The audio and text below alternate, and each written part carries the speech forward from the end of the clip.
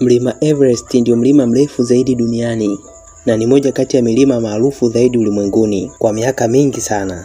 Kwani inadaiwa kuwa tangu mwaka 1990 mlima huu umekuwa ukiwavutia watu wengi sana ulimwenguni kote kwenda kuutazama na kuupanda. Mlima huu una urefu wa mita 8849 ambayo ni sawa na futi 29,32.7 kutoka katika usawa wa bahari, na unapatikana katika safu za milima ya Himalaya huko kaskazini mwa Asia, katika mpaka kati ya Nepal na mkoa unaojiendesha wenyewe unaoitwa Tibet wa China.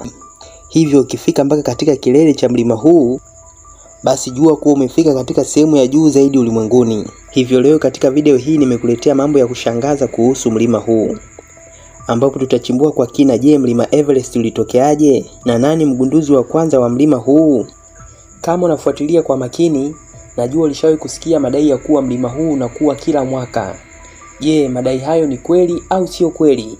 Pia ni kwa nini katika mlima huu kuna maiti nyingi sana za watu? Mambo hayo na mengine mengi sana kuhusu mlima Everest nimekuandalia katika video hii. Hivyo hakikisha kuwa unaungana nami kuanzia mwanzo mpaka mwisho. Na kama bado hujasubscribe katika channel yetu, unasubiri nini? Hakikisha kuwa una subscribe kisha unabofya alama ya kengele notification.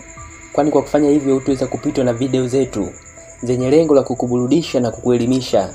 Mimi naitwa Dennis Jenson. Hapa kazi tu.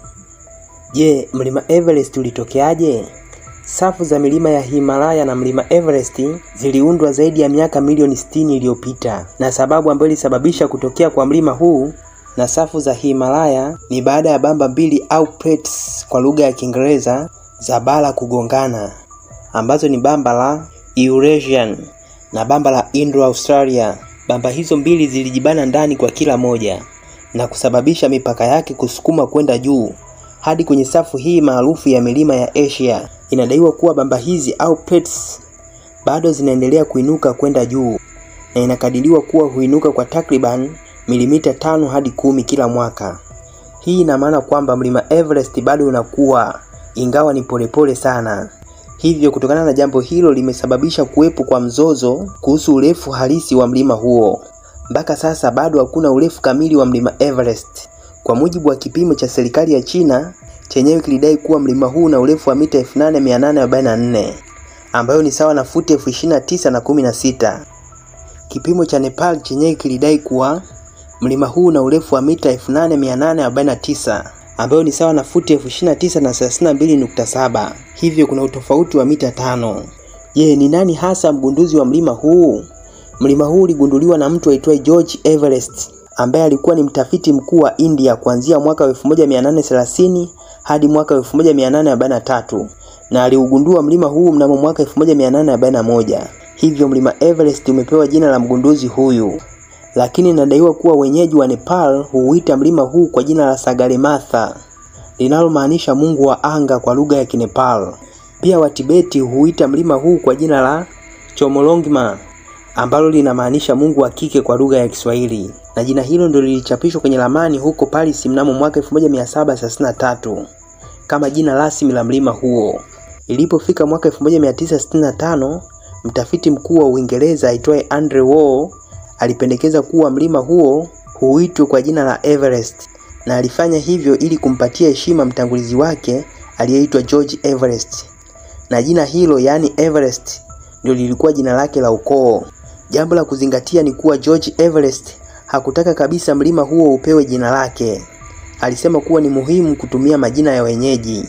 Je, ni nani mtu wa kwanza kuupanda mlima huo? Edmund Hillary kutoka New Zealand na Tenzing Norgay ni mojawapo ya watu maarufu zaidi katika historia ya kupanda mlima huu. Inadaiwa kuwa wawili hawa walifika katika kilele cha mlima Everest mnamo tarehe 29 mwezi Mei mwaka 1953. Inadaiwa kuwa kabla ya msafara huo wa mwaka 1953 kulikuwa na takriban majaribio 10 ya kujaribu kuupanda mlima huo, na majaribio hayo yote yalishindikana. Tenzing alikuwa amejaribu kupanda mlima huo mnamo mwaka 1952, lakini timu yake ilirudia njiani kutokana na hali mbaya ya hewa. Jambo la kuzingatia ni kuwa wanahistoria waamini kuwa Hillary na Tenzing hawakuwa watu wa kwanza kufika katika kilele cha mlima Everest, kwani inadaiwa kuwa mnamo mwaka 1924 mtu aitwaye George Malloy na Andre Irvine walifanya jaribio la kupanda mlima huu. na walionekana kwa mara ya mwisho mnamo tarehe 8 mwezi Julai mwaka 1924. Ila hakuna mtu mwenye uhakika kama watu hao walifanikiwa kufika katika kilele cha mlima Everest kabla ya kuangamia mahali fulani kwenye miteremko mikali. Mnamo tarehe 16 mwezi Mei mwaka 1975, John Ko Tabel mwenye umri wa miaka 36 kutoka nchini Japan aliweka rekodi ya kuwa mwanamke wa kwanza kufika katika kilele cha mlima huu. Ilipofika tarehe 27 mwezi Mei mwaka 1998, mtu aitwaye Tom Whitek mwenye umri wa miaka 50 kutoka New York nchini Marekani aliweka rekodi ya kuwa mlemavu wa kwanza kufika katika kilele cha mlima Everest. Inadaiwa kuwa mtu huyu hakuwa na mguu wa kulia ambao aliupoteza katika ajali ya gari mnamo mwaka 1979. Je, ni watu wangapi wamepanda mlima Everest mpaka sasa? Kwa mujibu wa ripoti ambazo zilitolewa mnamo mwaka 2023, zinadai kuwa zaidi ya watu 6664 wamefanikiwa kupanda na kufikia katika kilele cha mlima huo, na inadaiwa kuwa takriban watu 100,000 hupanda mlima huu, lakini wanaofanikiwa kufika katika kilele cha mlima huu ni chini ya watu 800, huku ikidaiwa kuwa zaidi ya watu 500 kila siku hupanda mlima huu, na idadi ya watu wengi sana kuhitaji kupanda mlima huo inadaiwa kuwa inazidi kuongezeka kila mwaka. Je, ni watu wangapi hupoteza maisha pindi ambapo wanapojaribu kuupanda mlima huu? Jibu ni kwamba inadaiwa kuwa kwa bahati mbaya sana zaidi ya watu 300 hufariki kila mwaka pindi ambapo wanapojaribu kuupanda mlima huu hadi kileleni.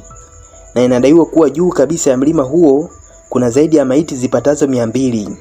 Na miili hiyo hivi sasa huwasaidia wapandaji wengine kujua kuwa wapo katika njia sahihi au sio sahihi. Miili hiyo imeachwa huko kutokana na hali mbaya ya hewa, na kuishusha ni hatari sana kwa sababu ipo katika sehemu hatarishi sana.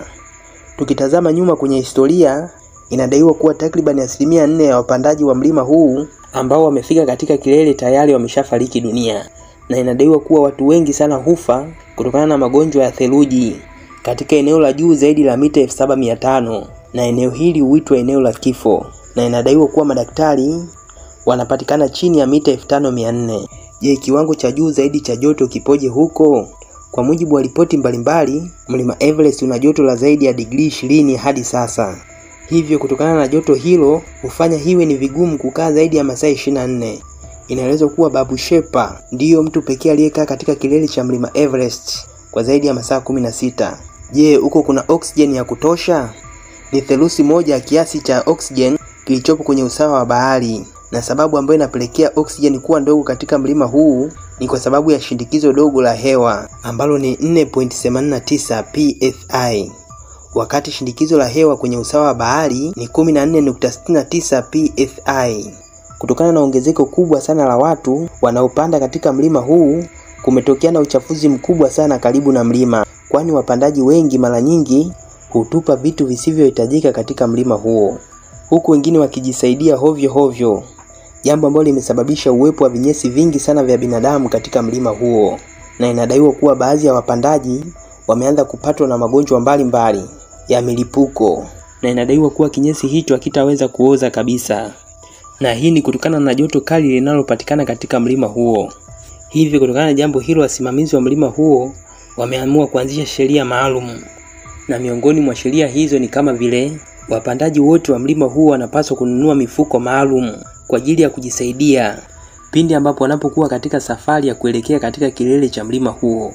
Usisahau kuniandikia maoni yako kwenye sehemu ya comment. Asante sana kwa kuwa nami kuanzia mwanzo mpaka mwisho wa video hii. Kama bado hujasubscribe katika channel yetu, nasubiri nini? Hakikisha kuona subscribe kisha unabofya alama ya kengele ya notification, kwani kwa kufanya hivyo utaweza kupitwa na video zetu zenye lengo la kukuburudisha na kukuelimisha. Mimi naitwa Dennis Jenson, na kutakia wakati mwema na tukutane tena kwenye video nyingine. Asante.